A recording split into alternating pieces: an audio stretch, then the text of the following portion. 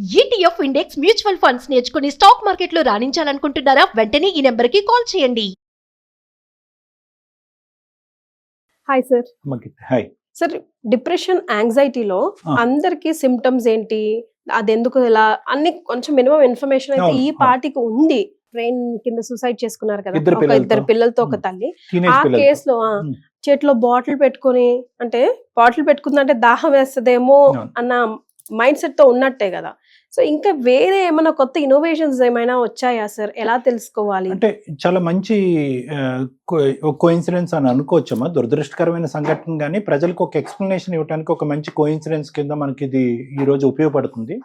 ఆవిడ ఎవరైతే కనుక ఇద్దరు పిల్లలతో పాటు రైలు పట్టాల మీదకి వెళ్ళి యాక్సిడెంట్కి గురైనటువంటి వాళ్ళు ఉన్నారో అందరికీ ఆశ్చర్యం కలిగించేటటువంటిది ఏంటంటే చాలా ముఖ్యమైన అంశం అనమాట. డిప్రెషన్లో ఉండేటటువంటి వ్యక్తులకి ప్రత్యేకమైన కారణాలు ఉంటాయి. ఎందుకంటే ఏదన్నా న్యూస్ ఛానల్ మీరు చూడండి, ఏదన్నా న్యూస్ ఛానల్ చూడండి, కారణాల గురించి పోలీసులు చెక్ చేస్తున్నారు, డైరీలు ఎతికారు, ఇంట్లోకి వెళ్ళారు రైల్వే పోలీసు, తర్వాత దుబాయ్లోనో ఎక్కడో మిడిల్ ఈస్ట్లో ఉన్న భర్తతో మాట్లాడారు, ఇలాంటి కారణాలు దొరకలేదు. సో మనం ప్రత్యేకంగా ప్రేక్షకులకు చెప్పేది ఏంటంటే డిప్రెషన్ అనేటటువంటి మనోవ్యాధికి కారణాలు ఉండవలసిన, ఖచ్చితమైనటువంటి కారణాలు ఉండవలసినటువంటి అవసరం లేదు. ఓకే, సో పర్సనల్ ప్రాబ్లమ్స్ అట్లా ఇట్లా ఉండాల్సిన అవసరం లేదు. ఓన్లీ 10 to 15% కేసెస్లోనే డిప్రెషన్కి కారణాలు ఉంటాయి. మిగతా 80 to 85% కేసెస్లో అసలు కారణాలు లేకుండా, అంటే మనకు ఇంకా ఇప్పటికీ కూడా మనం ఆలోచన నుంచి ప్రత్యేకంగా మన కల్చర్లో, మన ఇండియన్ కల్చర్లో ఆ ఆలోచన నుంచి బయటకు రాలేకపోతున్నాం. ఏంటంటే అన్నీ ఉన్నాయి కదా, నీకేం డిప్రెషన్, మీ ఆయన ఉద్యోగం చేసుకుంటున్నాడు, దుబాయ్లో ఉన్నాడు, డబ్బులు సంపాదిస్తున్నాడు, నువ్వు హెచ్ఆర్ అనేటటువంటి ఆలోచన నుంచి ఎప్పుడైతే మనం బయటకు వస్తామో అప్పుడు డిప్రెషన్ అనేటటువంటి దాన్ని ఈజీగా పసిగట్టగలం. ఎందుకంటే అన్ని క్షుణ్ణంగా విశ్లేషించారు పోలీసులు కానీ చుట్టాలు కానీ. వీళ్ళు ఏ కారణం దొరకపోయేటప్పటికి ఈవిడ ఎప్పటి నుంచో ఒక మనోవేదనలో ఉంది, కారణంతో కూడినటువంటి మనోవేదన కాదు, ఒక విధమైన డిప్రెషన్, ఒక ఆలోచన, ఒక బాధ, ఒక బెంగ, అది ఒంటరితనం వల్ల వచ్చిందా దేని వల్ల అనేది. కానీ ఆవిడ సూసైడ్కి మాత్రం చాలా వరకు సమాజంలో జరిగే 80 to 90% సూసైడ్స్కి కారణం, అది పిల్లలైనా పెద్దవాళ్ళైనా ఎవరైనా కూడా, డిప్రెషన్ అనేటటువంటి మనోవ్యాధి. ఆ డిప్రెషన్కి ఒక కారణం ఉండొచ్చు, ఉండకపోవచ్చు. అంటే సింపుల్గా చెప్పాలి అంటే ఏంటంటేనమ్మా, ఇన్నోవేషన్స్ అంటే చాలా వచ్చినాయి అమ్మా. ఏంటంటే ట్రీట్మెంట్లు, ఎలాంటి ట్రీట్మెంట్లు, ఏమేమి చేయొచ్చు అనేటటువంటిది ఇప్పుడు అత్యాధునికమైనటువంటి ట్రీట్మెంట్స్ వచ్చినాయి, మెడిసిన్స్ పరంగా కానీ కౌన్సిలింగ్ పరంగా కానీ కనిపెట్టడమే కష్టంలా ఉంది కదా. మంచి మాట అమ్మా, కనిపెట్టడం అనేది ఒకటి. ఎందుకంటే కనుక ఇప్పుడు ఆవిడ చేస్తుంది అనేటటువంటిది ఎవరికీ కూడా తెలియనటువంటి పరిస్థితి. బహుశా పిల్లలకు కూడా ఆ రైల్వే స్టేషన్ వరకు వెళ్ళేంత వరకు వాళ్ళు ఏం చేయబోతున్నారని తెలుసో తెలియదు కూడా నా డౌట్. ఎందుకంటే కనుక చక్కగా షూ వేసుకుంది, నీట్గా డ్రెస్ అప్ అయ్యారు, మనిషి ముచ్చట్లు పెట్టుకుంటా పోతున్నారు మనం చూసిన ఆ ఫోటోజ్ వరకు చూస్తే. సో ప్రత్యేకంగా ఏంటంటే కావాల్సింది డిప్రెషన్, యాంగ్జైటీ, ఇటువంటి మనోవ్యాధుల్లో నాకు ఈ ప్రాబ్లం ఉంది అనేటటువంటిది ఫస్ట్ వాళ్ళకి ఒక యాక్సెప్టెన్స్ రావాలి. నాకు ఇది ప్రాబ్లం ఉంది అనేది నెంబర్ 1 రావాలి. నెంబర్ 2 ఏంటంటే ఈ ప్రాబ్లంకి సొల్యూషన్ ఉంది అనే నమ్మకం రావాలి. మూడోది ఏంటంటే కనుక ఈ ప్రాబ్లంకి సొల్యూషన్కి నేను ఎక్కడికో ఒక చోటకి వెళ్ళాలి అనే నమ్మకం రావాలి. లేదు, వాళ్ళకి ఏమీ రాలేదు అంటే పక్కన ఉండేటటువంటి వాళ్ళు కనిపెట్టేటటువంటి పొజిషన్లో ఉండాలి. ఓకే, సో ఆ పాయింట్స్ ఏంటి సార్? తను కనిపెట్టాలన్నా, పక్కన వాళ్ళు కనిపెట్టాలన్నా మినిమం. ఫస్ట్ ఆఫ్ ఆల్ డిప్రెషన్లో ఉండేటటువంటి చాలా సిమ్టమ్స్లో ప్రధానమైనటువంటి సిమ్టమ్ ఏంటంటే హోప్లెస్నెస్, హెల్ప్లెస్నెస్. అంటే నేను బ్రతకాలి అనేటటువంటి ఆలోచనకి, నేను బ్రతికి ఈ సమస్యల్లో కానీ, లేదంటే ఈ టెన్షన్లో కానీ, ఈ డిప్రెషన్లో కానీ, ఈ ఆత్మన్యూనతా భావము, ఒక విధమైనటువంటి లోటు, ఒక బాధ, ఒక ఒంటరితనం, ఎందుకు ఊరికూరికనే ఏడుపు వస్తుంది, జీవితం మీద విరక్తి వస్తూ ఉంటుంది, ఎందుకు వస్తున్నాయి, అన్నీ బాగున్నాయి కదా అనుకున్నా కూడా ఆ ఆలోచనని కూడా కప్పేసేటటువంటి ఒక నెగిటివ్ థింకింగ్, ఏ పని మీద ఫోకస్ లేకపోవటము, రాత్రి నిద్ర పట్టకపోవటము, మార్నింగ్ లెగిసి పనికి వెళ్ళాలి అని అనిపించకపోవటము, బయటకు తయారవటానికి నీట్గా డ్రెస్ వేసుకుంటారు, లిప్స్టిక్ వేసుకుంటారు, మేకప్ వేసుకుంటారు, నీట్గా తయారవుతారు, అన్నీ అవుతారు, ఆఫీస్లోకి కూడా వెళ్తారు. ఎందుకు ఇవన్నీ చేస్తున్నారు? మరి లోపల ఇంత భావోద్రేకాలు ఉన్నా కూడా బయటకు ఎందుకు ఆ విధమైనటువంటి యాక్టింగ్ చేస్తున్నారా? ఎందుకంటే కనుక చాలా మంది మానవ సహజం ఏంటంటే, నేను మానసికంగా బలహీన, ప్రత్యేకంగా ఆవిడ హెచ్ఆర్ జాబ్లో ఉన్నారు, ఉదాహరణకు నేను చెప్తున్నాను, ఆవిడనే కాదు జనరల్గా, నేను మానసికంగా బలహీన పడ్డాను అనేటటువంటిది బయటికి వ్యక్తపరచడానికి నేను ఇష్టపడను. ఏదో విధంగా కవర్ చేసుకుని ఇంటికి వచ్చిన తర్వాత నా బాధ ఏదో నాతో చెప్పుకుని మాట్లాడుకుని ఏడుస్తూ బాధపడతాను. కానీ సమాజానికి చూపెట్టడానికి నేను ఇష్టపడను. అది డిప్రెషన్లో ఉన్నటువంటి ఒక ప్రత్యేకమైనటువంటి క్వాలిటీ. సో సిమ్టమ్స్ ని దాచిపెట్టడం అనేది చివరి దశ వచ్చేంత వరకు దాచిపెట్టడం, లేదంటే సూసైడ్ చేసుకున్న తర్వాత అరే వీళ్ళు డిప్రెషన్ లో ఉన్నారు అని చెప్పి చుట్టుపక్కల వాళ్ళు అనుకోవటం అనేది జరుగుతూ ఉంటుంది. సో ఈవిడ విషయంలో కూడా చాలా చక్కగా దాచిపెట్టారు, భర్త దగ్గర నుంచి కానీ అందరి దగ్గర నుంచి కూడా. బాగా చదువుకుని డిప్రెషన్ లో ఉండేటటువంటి వాళ్ళు పక్క వాళ్ళకి ఒక నెగిటివ్ కౌన్సిలింగ్ ఇస్తూ ఉంటారు, ముఖ్యంగా పిల్లలకి, ఆ టీనేజ్ వయసులో ఉండేటటువంటి పిల్లలకి. అక్కడ మనం చూసినటువంటి ఒక పాయింట్ ఏంటంటే పిల్లలు ఎప్పుడూ కూడా తల్లి యొక్క చెప్పు చేతల్లోనే ఉన్నారు అనేటటువంటి ఒక కాన్సెప్ట్ వచ్చింది అక్కడ. అంటే ఎంత చెప్పు చేతల్లో ఉంటారు అంటే, అరే ఈ జీవితం ఇంతేరా, మనకి ఎవరి దగ్గర నుంచి ఏ లాభం ఉండదు, ఎప్పుడు చూసినా ఇదే జీవితం అంతా కష్టాలే, మనం ఇలా బ్రతికి ఏం లాభము, ఏం సాధిస్తాము, ఎవరి గురించి బతుకుతున్నాం అని చెప్పి ఎప్పుడైతే ఈ నెగిటివ్ సంభాషణ ఒక తెలివైనటువంటి ఉద్యోగం చేసుకునేటటువంటి వ్యక్తికి పిల్లల మీద బాగా పట్టు ఇన్ఫ్లుయెన్స్ ఉండేటటువంటి ఒక తల్లి పాత్రలో ఉండే వ్యక్తికి వస్తే కనుక ఆటోమేటిక్గా పిల్లలు అది అబ్జర్వ్ చేసేసుకుంటారు.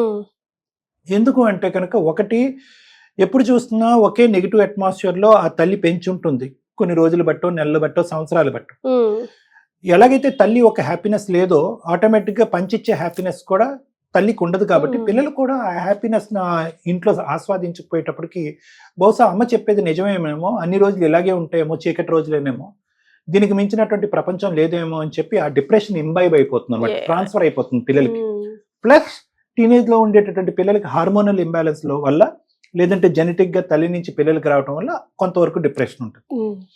పక్కన ఒకప్పుడు తండ్రి ఉన్నాడు అనుకోండి, ఆ తండ్రి మాట్లాడి కానీ అందులోంచి బయటికి రాబట్టడం కానీ, లేదంటే ఆవిడని ట్రీట్మెంట్కి తీసుకెళ్ళటం కానీ ఇవన్నీ జరిగాయి. ఆవిడ సింగిల్ పేరెంట్ అయ్యింది, భర్త ఎక్కడో బయట ఉన్నాడు. సో ఆవిడగా ఊహించుకుని ఒక ఆత్మన్యూన్యత భావంతో ఒక నెగిటివిటీలో ఆవిడ కూరుకుపోయింది. అది కాస్త పిల్లల బ్రెయిన్ లో నింపింది. ఒక రోజు పదన్న మనం ఇలా చేద్దాం అని చెప్పి చివరి వరకు ఆవిడ చెప్పిందని నేను అనుకోవట్లేదు, ఏదో ఊరు వెళ్దాం అన్నట్టు పట్టుకెళ్ళి ఉంటుంది ఆవిడ పిల్లల్ని. బహుశా అక్కడికి వెళ్ళేటప్పటికి ఇంకొద్దిగా పిల్లల్ని ఇన్ఫ్లుయెన్స్ చేసి, నా తర్వాత మీకు జీవితం లేదు, నేను బ్రతికి ఏం లాభం, నేను ఎలాగ బ్రతకూడదని అనుకున్నాను, నా తర్వాత మాత్రం మిమ్మల్ని ఎవరు చూసుకుంటారు, ఏముంది జీవితము అనేటటువంటి కొన్ని మాటల గారడి, మాటల ఇన్ఫ్లుయెన్స్. అదేంటంటే తల్లి పిల్లల్ని చంపుకుంటుందా అంటే కనుక, డిప్రెషన్ లో ప్రధానమైనటువంటి ఒక లక్షణం ఏంటంటే ప్రపంచం అంతా అంతమైపోయిన ఫీలింగ్ వాళ్ళకి వస్తుంది. అయితే ఇప్పుడు మీరు ఒక్క నిమిషం కూడా బ్రతికి వేస్ట్ అనే ఫీలింగ్ వస్తుంది.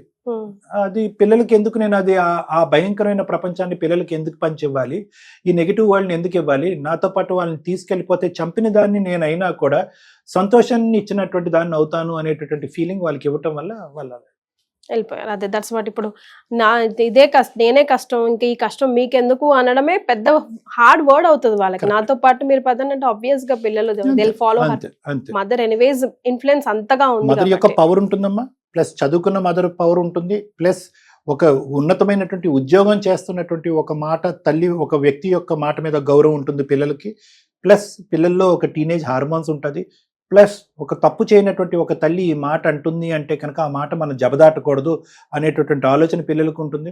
ఎందుకంటే చిన్నప్పటి నుంచి చెప్పు చేతల్లో చెప్తారు, అటు ఇటు తిరిగి జలసాలు చేసేటటువంటి పిల్లలు కాదు వాళ్ళు. అమ్మ అమ్మ అమ్మ అమ్మ, సో అమ్మ తినమంటే తింటారు, పడుకోమంటే పడుకుంటారు, చచ్చిపోదామంటే చచ్చిపోతారు. సో ఆ విధంగా జరిగినటువంటి సంఘటన. To wind up the whole topic, మనం ఏం కంక్లూజన్ ఇవ్వాలి సార్? డిప్రెషన్ అనేటటువంటిది ఇందాక నేను చెప్పినటువంటి లక్షణాలు ప్రధానంగా ఒకసారి మనం మళ్ళీ స్మరించుకుందామమ్మా. డిప్రెషన్ అనేటటువంటిది సూసైడ్కి ప్రధానమైనటువంటి సూత్రము, ఒక కారణము. ఇది కూడా ఒక జబ్బు, దీనికి ప్రత్యేకమైనటువంటి కారణాలు ఉండవలసినటువంటి అవసరం లేదు. అది బ్రెయిన్కి సంబంధించినటువంటి న్యూరోబయలాజికల్ కెమికల్ డిస్టర్బెన్స్, హార్మోన్స్ కాదు, neurobiological chemical disturbance. BP, sugar, thyroid, ఇలా దీర్ఘకాలికమైనటువంటి సమస్యలు ఎలా అయితే ఉంటాయో ఇది కూడా ఒక వ్యాధి, ఒక డిజీజ్. ఈ వ్యాధిని మనం కట్ చేయటం గురించి ముందుగా ప్రధానమైనటువంటి అంశం గ్రహించటం అనేటటువంటిది ఇంపార్టెంట్.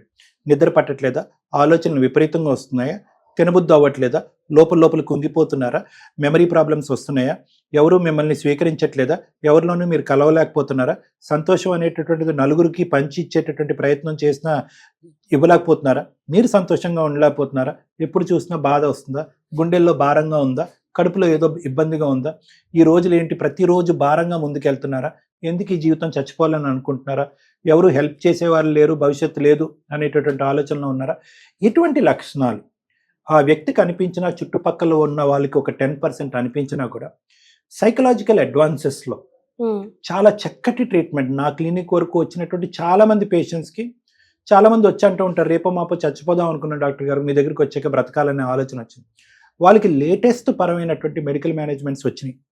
ఎంత చక్కటి ట్రీట్మెంట్ అంటే కనుక పిచ్చి మందులో గిచ్చి మందులో కాదు అవి, నిద్ర మాత్రలు అయితే అసలు కాదు.